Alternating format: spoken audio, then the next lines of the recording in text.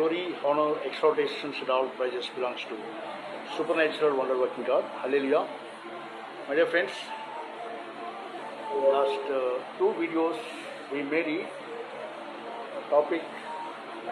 We chose it, or else randomly when Bible has been opened, God brought certain particular chapter, Apostles chapter 19 and 20. Alright. So అపోస్తుల కార్యములు అనేటటువంటి ఆ యొక్క బుక్లో ఉన్న 19th చాప్టర్లో కొన్ని విషయాలు మనం చూసాం. ఏంటి అంటే అక్కడ ఆ కాలంలో క్రీస్తు మార్గము గురించి చాలా అల్లరి కలిగాను, సమాజంలో చాలా అల్లరి కలిగాను అనేది అక్కడ మనం 19th చాప్టర్లో day before yesterday night around 12 o'clock పెట్టినటువంటి వీడియోలో కూడా బైబిల్ చదవడం జరిగింది.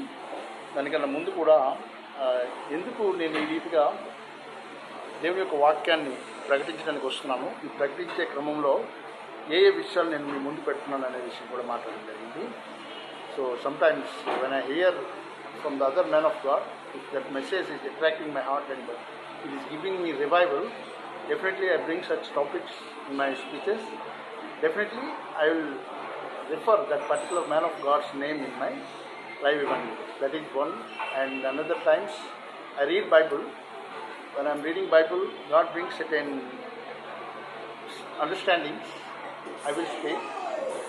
And thirdly, beyond all this, specifically God speaks to me from the realms of spirit to bring such memories and remindings along with the scriptures through the Holy Spirit.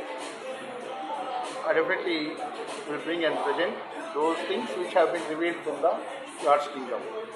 So in these three different scenarios, I do evangelism from the Light and Office Gospel Center, India. Alright, my friends. So all this is belongs to Lord Jesus Christ. I declare glory and honor to His name. Now, when it comes to ఆ దినములలో అక్కడ క్రీస్తు మార్గముల గురించి గొప్ప అల్లరి కలిగను.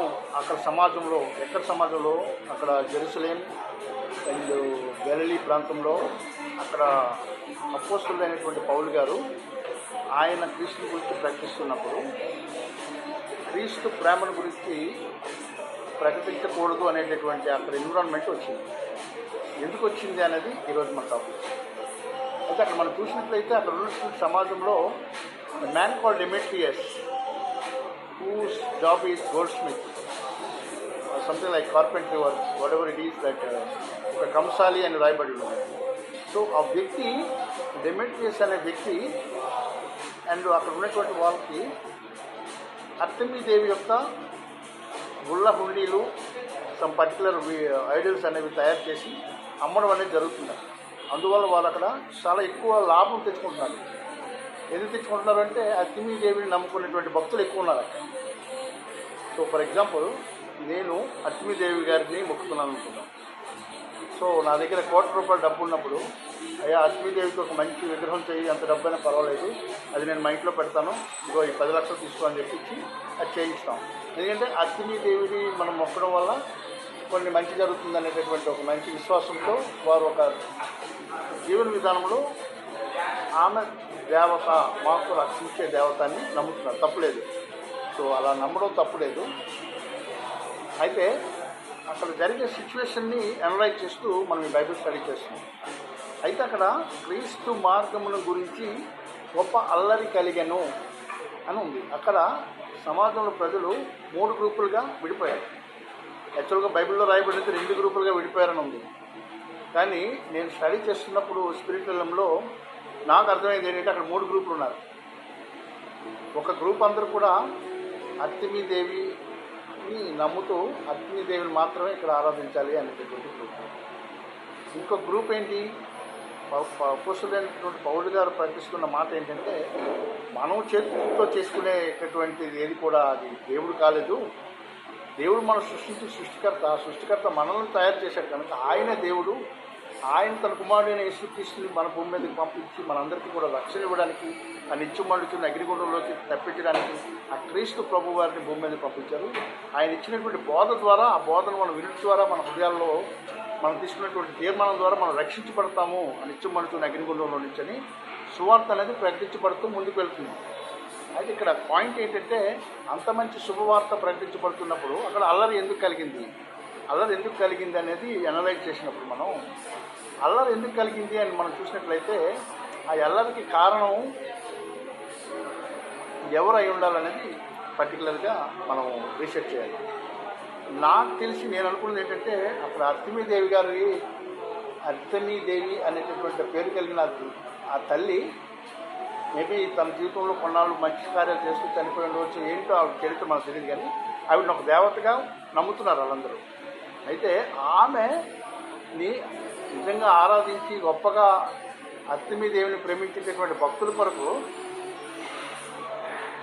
ఒక గొప్ప కార్యం చేసింది. ఏంటి అంటే అక్కడ ఉన్నటువంటి భక్తుల్లో చాలామంది అపోస్తులుడైనటువంటి పౌలు గారు చెప్పేటటువంటి బోధ ఎందుకు నమ్మికలు ఇచ్చారు. అంటే ఫర్ ఎగ్జాంపుల్ మనందరం కూడా ఒకసారి టైం బీయింగ్ అక్కడ ఉన్నటువంటి సమాజం అంతా కూడా అర్తమీదేవి గారి స్వాధీనంలో ఉందో అనుకున్నాం. అయితే ఇక్కడ ఇప్పుడు ఏం జరిగింది, ఆ సమాజం అంతా అర్తమీదేవి గారి స్వాధీనంలో ఉన్నప్పుడు అక్కడ మనుషులు కూడా అర్తమీదేవికి భక్తులు మొక్కుతున్నారు కనుక ఆమెని మొక్కుతున్నటువంటి డివోషన్లో అక్కడ మనుషులు కూడా కొంతమంది చాలా ఎక్కువగా డీప్గా ఆవిడని ఆరాధించవచ్చు, కొంతమంది కొంచెం అందరూ ఎవరో ఆరాధిస్తున్నారు కాబట్టి ఆరాధించవచ్చు. ఏంటి కొంతమంది ఆరాధించకుండానే అర్తమీదేవి భక్తులు అనుకుంటూ చాలామంది కూడా కొంతమంది ఉండవచ్చు. అక్కడ ఉన్నటువంటి రకరకాల గ్రూప్స్, రకరకాల మనుషులు, అందరి నమ్మకం ఒకేలా ఉండదు, అందరి నమ్మకం ఒకేలాగా పనిచేయదు. కాబట్టి అనలైజ్ చేస్తూ అంటున్నాం. అయితే అక్కడ నిజంగా అర్తమీదేవిని గొప్ప భక్తితో పూజించేటటువంటి భక్తులు కూడా ఉన్నారు. కనుక అలాంటి భక్తుల కొరకు ఒక మంచి శుభవార్త, దైవ సంబంధమైనటువంటి శుభవార్తని ఆ అర్తమీదేవి గారు అక్కడ తీసుకొచ్చి భక్తులకి వినిపించి వారు చేసినటువంటి సుదీర్ఘమైనటువంటి భక్తికి ప్రతిఫలంగా ఈ అద్భుతమైనటువంటి శుభవార్త పౌలు గారి ద్వారా తేబడినటువంటి శుభవార్త అర్తమీదేవి భక్తుల చెవుల్లోకి వినబడిందని మనం అనుకోవచ్చు. ఎందుకంటే మనం అనుకున్నట్టుగా వారందరూ అర్తమీదేవి స్వాధీనంలో ఉన్నారు. అయితే అందులో సగం గ్రూప్ ఆఫ్ పీపుల్ ఈ పౌలు గారు చెప్పిన దానిలో సత్యం ఉంది, మనం దీన్ని నమ్మాలి అనేసి ఒక గ్రూప్ తయారయ్యారు. సో ఇక్కడ అర్తమీదేవి గారి నమ్మినట్టుగా లేదంటే నమ్మినట్టు బయటకు చూపిస్తూ నమ్మకం లేకుండా ఉండేవారు కూడా ఉండవచ్చు. అటువంటి వారికి ఈ సువార్త అర్థమై ఉండకపోవచ్చు, లేదంటే వారికి మాత్రమే అర్థమై ఉండొచ్చు, వీరికి అర్థమై ఉండకపోవచ్చు. ఏది ఏమైనప్పటికీ కూడా ఇక్కడ ప్రకటించబడిన శుభవార్త బయలు వెళ్ళిన తర్వాత ఇలాంటి దైవ కుమారుడైనటువంటి యేసు ప్రభు వారు నాకు కావాలి, ఈయన ఇచ్చినటువంటి రక్షణ నాకు కావాలి, నేను నిత్యం మనుషులు అగ్నిగుండం నుంచి నేను తప్పించబడిన ఆత్మకు రక్షణ కావాలి అనేటటువంటి ఒక గ్రూప్ తయారయ్యారు. సో ఈ గ్రూప్ అందరూ కూడా అర్తమీదేవి యొక్క అండర్లో ఉన్నవాళ్ళే వీళ్ళందరూ కూడా. అయితే ఉన్నప్పటికీ కూడా వారు భక్తి చేస్తున్నప్పుడు కూడా ప్రకటించబడుతున్నటువంటి విషయంలో సత్యం ఉంది కనుక ఆ సత్యాన్ని సపోర్ట్ చేసేవారు కొంతమంది తయారయ్యారు. అయితే ఆ సత్యాన్ని వ్యతిరేకించేవారు కూడా కొంతమంది ఉండవచ్చు.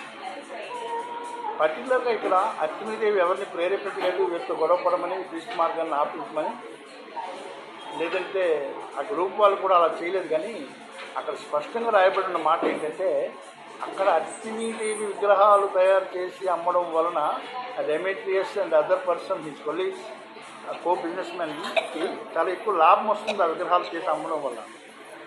సో వీళ్ళ భక్తుల మీద ప్రేమ కాదు, అర్తమీదేవి మీద ప్రేమ కాదు. కానీ ఈ క్రీస్తు మార్గం ప్రకటించబడిన తర్వాత ఈ అర్తమీదేవి విగ్రహాలు చెల్లుబాటు తగ్గుతాయేమో, వాళ్ళు చెప్పిన దానిలో సత్యం ఉందని వాళ్ళకి కూడా అర్థమైంది. ఈ సత్యం వింటుంటే నేనే మారిపోయినట్టున్నాను, కాబట్టి ప్రజలందరూ మారిపోతారు, యేసుక్రీస్తు ప్రభు వారిని చేర్చుకుంటారు. ఆ తర్వాత ఈ అర్తమీదేవి విగ్రహాలు అమ్మేటటువంటి వ్యాపారం మనది ఆగిపోద్ది. కనుక ఆ వ్యాపారం మనకు వస్తున్నటువంటి లాభం ఆగిపోకుండా ఉండాలంటే ఏం చేయాలంటే ఇక్కడ క్రీస్తు మార్గం గురించి కొంత అల్లరి సృష్టించాలి. ఇది అన్య మతం, ఈయన మత విద్వేషాలు సృష్టిస్తున్నాడు అని చెప్పి ఒక తప్పుడు అభిప్రాయాలని పౌలు గారి మీదకి రుద్దితే ఆ అభిప్రాయాలు కొంచెం సగం ఇమ్మెచ్యూరిటీతో ఉన్న వాళ్ళందరూ కూడా భయంకులతో భక్తికులతో ఏదో రకంగా ఒక గ్రూప్గా తయారయ్యి ఇక్కడ కొంత అల్లరి జరిగినట్లయితే అప్పుడు క్రీస్తుని వెంబడించాలనేటువంటి ఆలోచన కొంత స్లో పడుతుంది. అప్పుడు మనం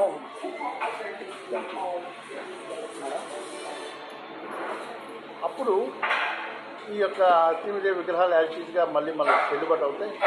ఈ రావాల్సిన లాభం కంటిన్యూ అవుతుంది అనేటటువంటి ఉద్దేశంతో ఇప్పుడు ఒక విధమైనటువంటి బిహైండ్ ది సీన్స్ పాలిటిక్స్ జరిగి ఉండవచ్చు. సో అందువల్ల ఏంటంటే మనం ఎప్పుడు కూడా పర్టికులర్గా ఏ విషయాన్ని కూడా ఇది ఇలాంటి ఇది ఇంతే అని చెప్పి మనం డిసైడ్ చేయకూడదు. సో మై డియర్ ఫ్రెండ్స్, మనం మళ్ళీ కంటిన్యూ చేద్దాం. ఈ live evangelism updates Joseph Raj Kumar live evangelism నుంచి వచ్చినటువంటి the light in darkness gospel centre ద్వారా వచ్చిన ఈ అప్డేట్స్ని రిసీవ్ చేసుకోండి. బైబిల్ స్టడీస్ ఇంకొంచెం డెప్త్లో మనం కంటిన్యూ చేద్దాం స్టడీ చేయడానికి.